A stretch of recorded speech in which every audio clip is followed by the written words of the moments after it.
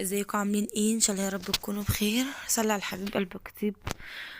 اللهم صل وسلم وبارك على سيدنا محمد وعلى اله واصحابه اجمعين. النهارده بقى هعمل ايه؟ هنعمل مخلل اللفت ايه؟ القرنبيط والجزر. دي قرنبيطه. فصصتها كده. هفضل بقى ايه، هشيل الحتت الزياده دي منها وافصصها. والجزر بقى مسكته، غسلته قشرته بالمبشره. ماشي، وبعد كده قطعوا بقى اللي التقطيع اللي انتوا عايزين، صوابع بقى، مكعبات اللي انتوا عايزينه. انا ايه، قعدت بقى فننت كده فيه شويه. ودي القرنبيطه قطعتها كذا تقطيعه وايه، وغسلتها تحت الميه وسبتها كده في ايه، في مصفى يعني تصفوا ينزلوا اي ميه منها. هحط طبعا شويه جزر تحت في القاع، لان الجزر بيستحمل هيستحمل شويه، لكن القرنبيط ممكن يتهري يعني، فالجزر قلت اخليه عادي. يعني انت هتشوفوا دلوقتي انا عملت ايه. احط هنا كده قرن فلفل، والمفروض كنت حطيت كام واحدة ورق لورا تحت، بس انا نسيت بصراحة. او ما صح، كنت اول مرة اخلله فكنتش لسه عارفة. وكان المفروض عاوز هرسة شطة، بس انا ما كانش متوفر عندي. بس يعني هو انا فتحت عليه، يعني انا عاملاه من يوم الاثنين اللي فات، لا الاثنين اللي قبله. بقاله يجي 10 ايام. 10 ايام. اه. زي الفل يعني. كنت مفكرة ان هو يطلع مش حلو. لا بصراحة طلع زي الفل الحمد لله. حتى في فيديوهات تانية هتلاقوني حاطاه جنب الأكل. آم، هتلاقوني يعني ان هو حلو. بس انا طبعا ركناه دلوقتي وباكل من اسمه ايه، من اللفت. يعني كنت مخليه لفت وجزر وقرنبيط.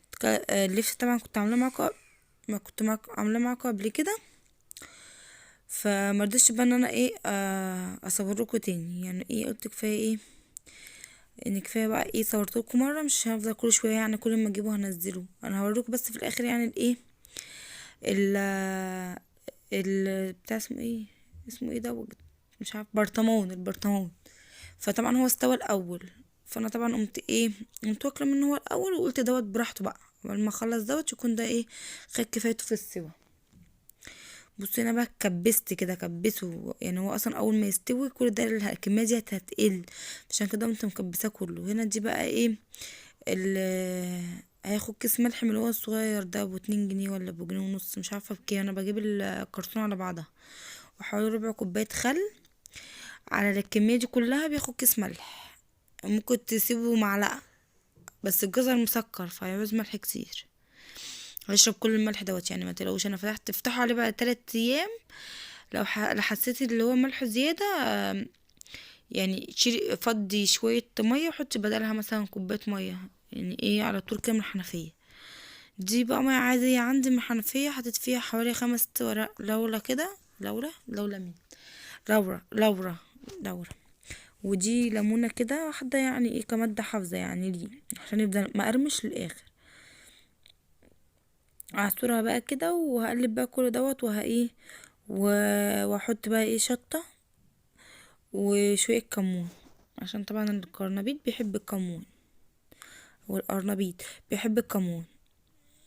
وفي المرحلة دي المفروض تحطوا اصلا، اسمها ايه، معلقة هريسة شطة، بس ما كانش عندي يعني، ما كانش متوفر عندي. عايزة اجيب اصلا واعمل هريسة شطة معاكم ان شاء الله، بس اول ما اروح السوق كده ولو لقيتها ايه، هجيب بقى ان شاء الله. ان شاء الله يعني نعيشنا وكلنا عمر نخلل مع بعض بقى ايه، آه فلفل وخيار ان شاء الله يعني.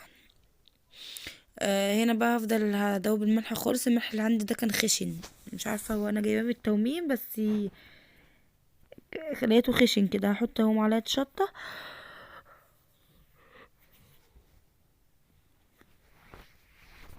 عفوا. هحط بقى معلقه شطه كده وايه، واحط ممكن تحطوا اسمها ايه، نص معلقه، اسمه ايه يا ربي، كمون. وممكن تدوله يعني، دوب تحط يعني، تغلوا ميه كده، حطوا فيها القرنبيط لو انتوا عايزين يستوي بسرعه. ودول مش هيرونوا على طول، حطوني تحت ميه ساقعه. بس انا طبعا مش عايزاه يستوي على طول يعني، عايزاه براحته. يعني انا قلت عادي، هو كده كده ده ما عندي مخلل تاني بداله فخلاص. هنا هي بقى كل كميه الميه انا بحطها، بس يعني ايه، الفيديو بطيء شويه.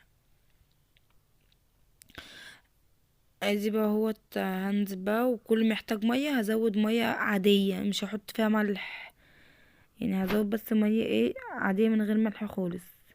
وحطيت كده بقى شويه حركات فلفل، كام قرن فلفل كده في الجناب، يعني يكسروا اللون شويه وخلاص كده.